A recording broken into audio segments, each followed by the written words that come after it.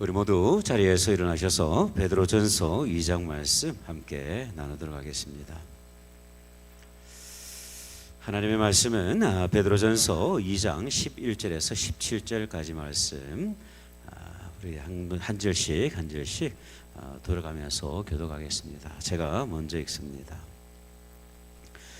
사랑하는 자들아, 그리움과 나그네 같은 너희를 권하노니 영혼을 거슬러 싸우는 육체의 정욕을 제어하라.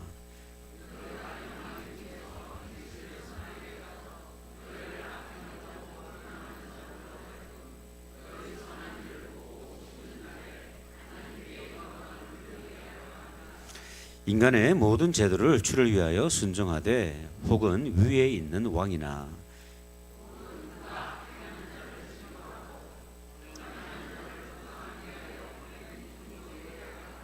곧 선행으로 어리석은 사람들의 무식한 말을 막으시는 것이라.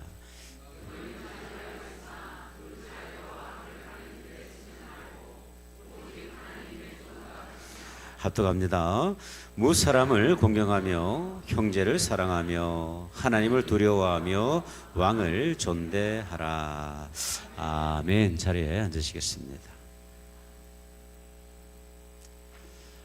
수년 전에 한국의 극장가에서 개봉이 되어서 주목을 받았던 영화 한 편이 있습니다.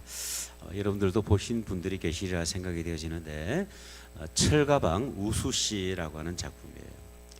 이 작품은 실화를 바탕으로 제작이 되었는데 그 주인공의 이름이 뭐냐면 김우수라는 분입니다. 이분의 직업은 중국집 배달원이었어요.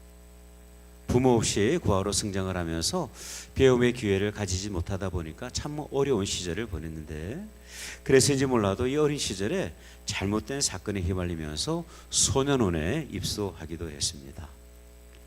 하지만 그 이후에 잘못을 뉘우치고 중국집에서 성실하게 짜장면을 배달하면서 일을 하게 되는데요. 그러던 중에 초록우산 어린이 재단을 통해서 소년 소녀 가장을 돕기 시작을 합니다. 당시에 이분의 월급이 얼마였냐면 70만 원이었어요. 근데 그 70만 원 가운데 매달 5만 원에서 10만 원 사이 5년 동안 단 한 번도 그러지 않고 그렇게 도왔다고 합니다. 뿐만 아니라 4천만 원짜리 생명보험을 들었는데 그 수혜자를 자신이 돌보던 소년 소녀 가장들이 되도록 했다고 해요. 한평 남짓 때는 고시원에 살아가면서 자신보다 어려운 이웃을 돌보며 살았던 참 우리 사회에 따뜻한 그런 인물이었어요. 안타깝게도 이 짜장면 배달을 나간 어느 날 이분이 불의의 교통사고로 인해서 생명을 잃고 맙니다. 그의 죽음이 언론에 알려지면서 많은 사람들이 슬퍼하고 또 그의 장례를 도왔는데요. 이 어린이 재단 후원 회장이었던 최불암 씨가 상주가 되었고, 또 많은 연예인들의 재능 기부를 통해서 이분의 삶을 또 작품을 통해서 또 기리게 되는 그런 은혜를 누리게 되었어요. 이분이 주님의 품에 안겼던 그날에 많은 이웃들이 이 유품을 정리하기 위해서 이분의 방을 방문했는데, 그 책상 위에는 시편 28편의 말씀이 펼쳐져 있었다고 합니다. 여호와는 나의 목자시니 내게 부족함이 없으리로다. 참으로 아름다운 그런 한 편의 영화였다는 기억이 제가 있습니다. 여러분, 오늘 본문은요, 박해로 인해서 이 소아시아 지역에 흩어진 성도들에게 사도 베드로가 기록한 성경입니다. 핍박의 시절이었기 때문에 무척 어려운 시절이에요. 어찌 보면 가장 타락하기 쉬운 시간입니다. 이기적으로 살아가기 참 쉬운 시절이죠. 하나님의 말씀보다는 인간의 욕심을 따라 살아가기 참 쉬운 시절입니다. 하나님의 영광을 드러내기보다는 자신의 안위를 추구하기 쉬운 그런 계절이죠. 하지만 사도 베드로는요, 성도들 향하여서 이렇게 권면을 하고 있어요. 9절을 보면 이렇게 말씀을 합니다. 그러나 너희는 택하신 족속이요 왕 같은 제사장들이요 거룩한 나라요 그의 소유가 된 백성이니 이는 너희를 어두운 데서 불러내어 그의 기이한 빛에 들어가게 하신 이의 아름다운 덕을 선포하게 하려 하심이라. 이 사도 베드로는요, 성도들로 하여금 하나님으로부터 어떠한 은혜를 입었는가를 기억하게 하면서 그들로 하여금 하나님의 아름다운 덕을 선포할 것을 명령하고 있는 것이죠.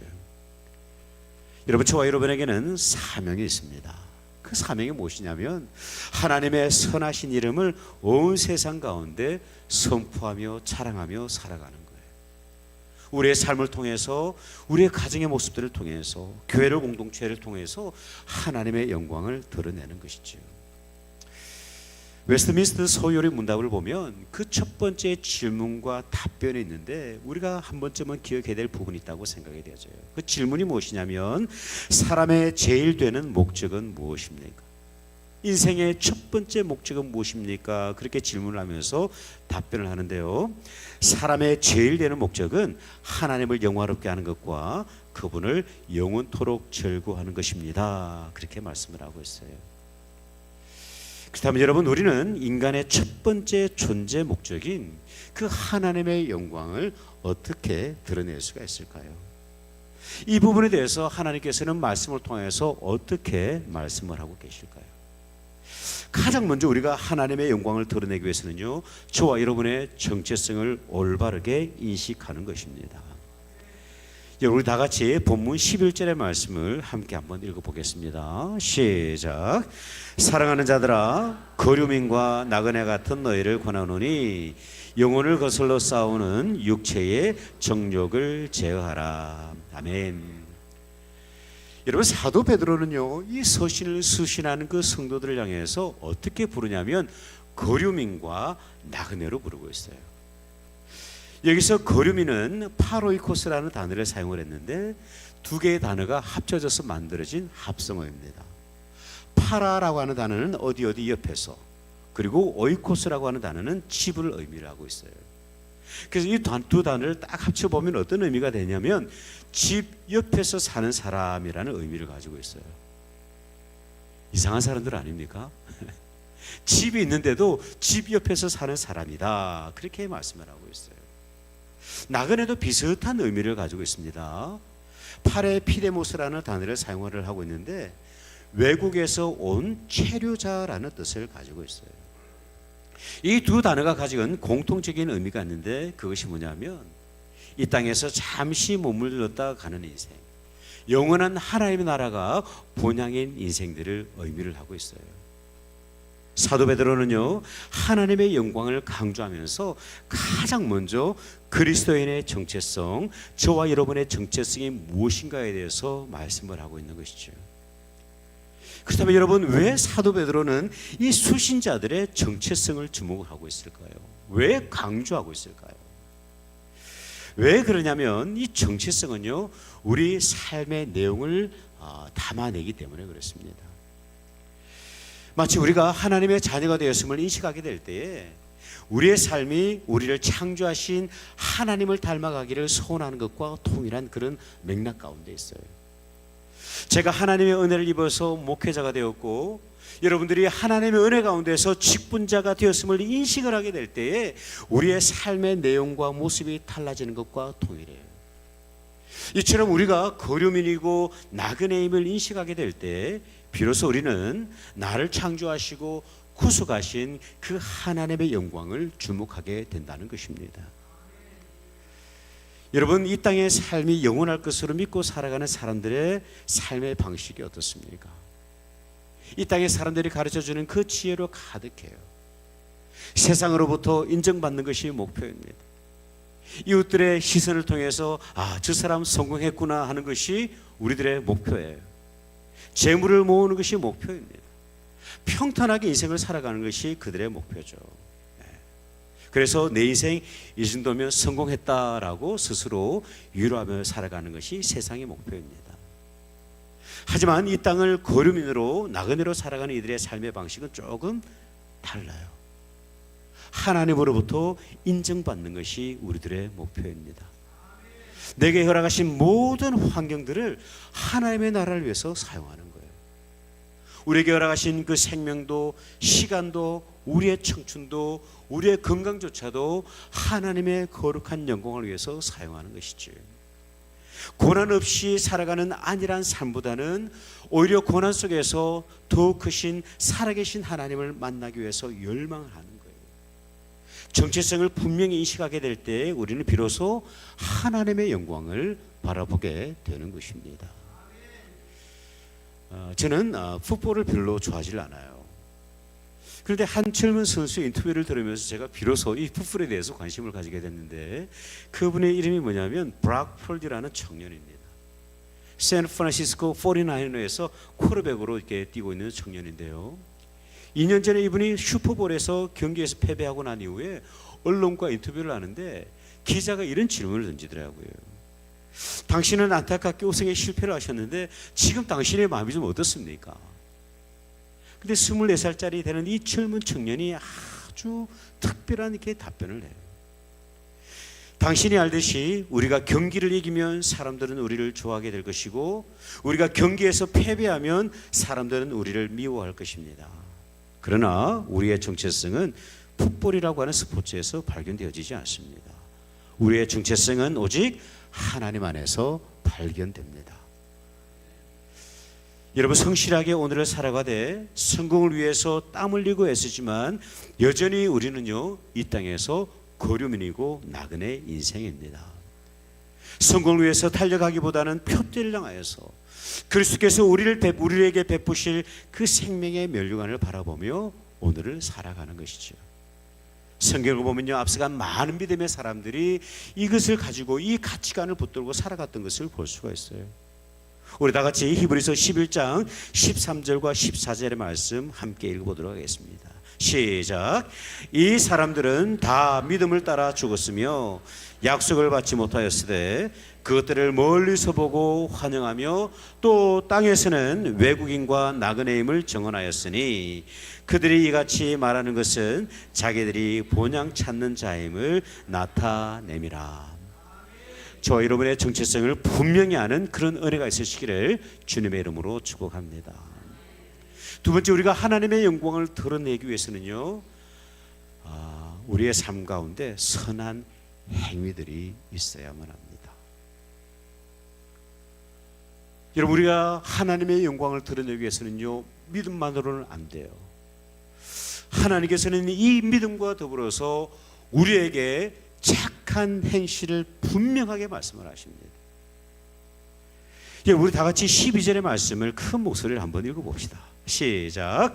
너희가 이방인 중에서 행실을 선하게 가져 너희를 악행한다고 비방하는 자들로 하여금 너희 선한 일을 보고 오시는 날에 하나님께 영광을 돌리게 하려 함이라. 아멘. 저 여러분은 구원받은 하나님의 백성들입니다. 이 구원의 은혜를 여러분, 우리는 어떻게 누리게 되었습니까? 전적인 하나님의 은혜. 에베소서가 말씀하고 있는 것처럼 오직 믿음으로, 오직 은혜로, 오직 선물로 우리는 이 구원의 놀라운 은혜를 누리고 있는 거예요. 에베소 2장 8절 9절은 이렇게 말씀하지 않습니까? 너희는 그 은혜에 의하여 믿음으로 말미암아 구원을 받았으니 이것은 너에게서 난 것이 아니요 하나님의 선물이라. 행위에서 난 것이 아니니 이는 누구든지 자랑하지 못하게 함이다 말씀을 합니다. 이 구원에는요, 우리의 단 1%의 노력도 들어가지 않았어요. 우리 안에 정말 세상으로부터 피날 받을 만한 그런 허물이 있다 할지라도 믿음으로 받은 그 구원에는 아무런 변화가 없다는 사실이죠. 왜냐하면 구원의 완성은 나로 인해서 시작이 되는 것이 아니라 하나님의 은혜 가운데 있기 때문입니다. 근데 여러분, 여기서 우리가 잠시 멈춰서서 이어지는 10절의 말씀을 좀 봐야 돼요. 우리가 이 에베소 2장 8절 9절의 말씀을 들으면서 감격해요. 근데 10절로 넘어가지 못할 때가 참 많이 있어요. 여러분, 10절의 말씀을 한번 보십시오. 이 10절의 말씀에는요, 하나님께서 구원의 선물을 주신 이유, 은혜로 우리를 당신의 거룩한 자녀로 삼으신 분명한 이유를 말씀을 하고 있어요. 우리는 그가 만드신 바라 그리스도 예수 안에서 선한 일을 위하여 지으심을 받은 자니 이 일은 하나님이 전에 예비하사 우리로 그 가운데서 행하게 하려 하심이니라. 여러분, 여기서 그가 만드신 바라는 표현의 원어는 포이에마라고 하는 단어입니다. 이 단어의 뜻이 뭐냐면 하나님의 걸작품, 하나님의 마스터피스, 하나님의 신이라는 뜻을 가지고 있어요. 무슨 말씀이냐면 하나님께서 저와 여러분을 하나님의 글작품으로, 하나님의 위대한 작품으로, 하나님의 시인으로 만드신 이유가 있는데, 저와 여러분으로 하여금 그리스도 예수 안에서 선한 일을 행하도록 살도록 창조하셨다는 사실입니다. 여러분, 우리를 구원하신 것이 궁극적인 목적이 아니에요. 구원받은 우리로 하여금, 저와 여러분으로 하여금 하나님의 선하신 이름과 하나님의 거룩하신 이름과 하나님의 영광스러운 이름을 선포하게 하신 것이 우리를 구원하신 이유요, 또한 창조의 이유가 된다는 사실이죠. 여러분, 안타깝게도 많은 사람들이 구원받은 자리에 머물러 있어요. 그대로 머물러 있어요. 하나님의 선하신 이름, 하나님의 사랑을 삶을 통해서 정말 선포하고 드러내기보다는 우리의 영광을 추구하며 살아갈 때가 얼마나 많은지 모릅니다. 하나님이 우리의 삶의 중심이 되어야만 하지만 실제 우리의 삶은요, 내가 우리 삶의 중심이 되었고 있는 거예요. 하나님의 영광을 위해서 창조되었음에도 불구하고 때로는 우리의 영광을 위해서 하나님을 희생시키기도 합니다. 그리고 우리 마음속에 어느 중에 이런 생각이 있어요. 주님, 저는 구원만 받으면 됩니다. 앞으로 제 삶은 제가 알아서 할 테니까 Don't touch me. 여러분, 구원은 결코 값싼 은혜가 아니에요. 이 구원을 위해서 일하신 그 하나님의 열심을 한번 보십시오. 끊임없이 기다리시고 끊임없이 용서하시고 끊임없이 긍휼을 베푸시는 그 하나님, 독생자 예수를 십자가에 내어주신 그 아버지 하나님의 마음, 우리가 너무나도 쉽게 당연히 고백하고 있는 그 십자가의 사랑은요, 하나님의 고통이자 눈물이었다는 사실을 기억하시는지 모르겠습니다. 여러분, 예수님께서 십자가에서 마지막 호흡을 다하실 때 온 세상이 암흑으로 바뀌었습니다. 땅이 갈라졌어요. 성자 하나님을 십자가에 내어주신 성부 하나님의 고통이 이 우주 만물, 피조 세계 가운데 그대로 드러난 거예요. 여러분, 이 거룩한 사랑을 받은 우리가 어찌 구원의 은혜 가운데 머물러 있겠습니까? 하나님께서는요, 우리에게 우리의 삶을 통해서 하나님의 그 거룩하신 일과 하나님께서 행하신 놀라운 은혜를 선포하며 살아갈 것을 말씀을 하고 계시는 거예요. 여러분, 초대교회 성도들의 모습을 기록한 중요한 문서 하나가 있는데, 1세기 당시에 이 소아시아 지역 비두니아 총독으로 재물했던 플리니라는 인물이 있는데요, 이분이 로마 황제 트라이아누스에게 보낸 보고서 형식의 편지가 고고학자들에게서 발견이 됐는데, 그 내용이 무척이나 인상적이에요. 황제시여, 저는 부하 중 몇 사람을 그리스도인으로 위장을 시켜서 교회 공동체에 들어가게 했습니다. 부하들에게 침례를 받게 하고 그리스도인들과 생활하게 하면서 그들의 일거수일투족을 살펴보게 했습니다. 그들의 보고에 따르면 그리스도인들은 밤이든 낮이든 모일 때마다 그들의 신인 예수 그리스도를 노래한다고 합니다. 또 자주 빵을 나누어 먹고 포도주를 마시면서 즐거워한다고 합니다. 참으로 이해할 수 없는 것은 그들이 자신들을 괴롭히는 이들을 위해서 기도한다는 것입니다. 황제시여, 그들은 로마의 관리들과 황제 폐하를 위해서도 기도하고 있습니다. 무엇보다도 분명한 사실은 그들이 서로 사랑하고 있다는 것입니다. 여러분, 하나님께서는 우리를 구원하시기 위해서 모든 것을 다 내어주셨어요. 심지어 그분의 독생자 예수 그리스도조차도 십자가에 아낌없이 내어주셨습니다. 이 십자가의 사건을 통해서 하나님의 마음을 우리에게 증거로 내보여주셨어요. 로마서 5장 8절에 이렇게 말씀을 합니다. 우리가 아직 죄인 되었을 때에 그리스도께서 우리를 위하여 죽으심으로 하나님께서 우리에 대한 자기의 사랑을 확정하셨느니라. 여기서 확정은 본질적인 의미가 뭐냐면 증거라는 의미예요. 증거로 보여주셨다, 증거물로 제출하셨다라는 사실이에요. 예수님을 십자가에 죽이심으로 말미암아 우리를 향하신 하나님의 사랑을 증거로 보여주셨다는 의미죠. 그리고 우리를 구원하신 그 이유는 우리의 선한 행위, 이웃을 나의 목숨처럼 사랑하는 것, 국가를 내 가정을 사랑하듯이 사랑하는 것, 원수를 내 목숨처럼 사랑하는 것, 우리가 말 한마디를 나눈다 할지라도 영혼을 사랑하는 마음으로 말하는 것, 이 모든 것들을 통해서 하나님의 영광을 드러내는 것입니다. 부족하지만 저와 여러분의 삶을 통해서 하나님의 영광을 드러내는 그런 은혜가 있으시기를 주의 이름으로 축복합니다. 마지막으로 우리가 하나님의 영광을 드러내는 길은요, 복종과 자유를 지혜롭게 사용하는 것입니다. 이어지는 본문을 보면 사도 베드로가 수신자들에게 전하는 선한 일들이 있어요.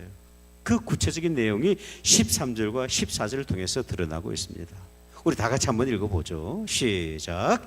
인간의 모든 제도를 주를 위하여 순종하되 혹은 위에 있는 왕이나 혹은 그가 악행하는 자를 징벌하고 선행하는 자를 포상하기 위하여 보낸 총독에게 하라. 아멘. 오늘 본문은요, 순종을 언급을 하고 있어요. 순종은 우리에게 참으로 부담스러운 단어입니다. 오늘 본문은 어떻게 말씀을 하고 있냐면 인간의 모든 제도에 대하여 순종을 하는 것이죠. 사실 여러분, 인간의 제도는요, 불완전한 것이 많이 있어요. 그래서 오늘도 이 법에 대해서 날마다 개정하는 것이 오늘 우리의 현실이에요.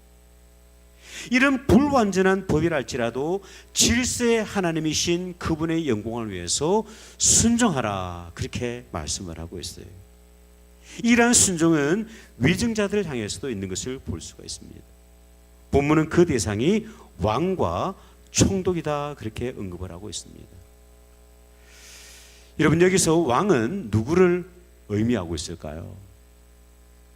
이 베드로전서가 기록된 당시의 왕은요, 로마 제국의 역사 가운데 가장 악했던 왕 네로 황제였습니다. 참으로 어렵고 두려운 권면이에요. 하지만 그들이 악행하는 자를 징벌을 하고 있고 선행하는 자를 포상하기 위해서 일하고 있다고 한다면 그들에 대해서 순종하라, 그렇게 말씀을 합니다. 15절은 보면 이것이 하나님의 지혜임을 말씀하고 있어요. 곧 선행으로 어리석은 사람들의 무식한 말을 막으시는 것이다, 그렇게 말씀을 합니다. 때로는 이 순종이 참 어리석게 보이지만 그럼에도 불구하고 이 순종을 통해서 이 선행으로 어리석은 사람들의 무식한 말을 막으시는 것이 하나님의 지혜다, 그렇게 선언을 하고 있어요. 뿐만 아니라 우리에게 주어진 그 자유를 절제하라 말씀을 합니다.